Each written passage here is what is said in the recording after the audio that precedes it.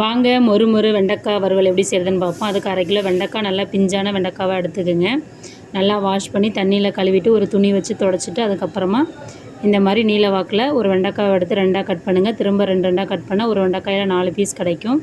அதே மாதிரி எல்லா வெண்டைக்காவும் கட் பண்ணி எடுத்துக்கலாம். இப்போ ஒரு அகலமான பாத்திரத்தில் நம்ம கட் பண்ண வெண்டைக்காவை ஆட் பண்ணிக்கலாம்.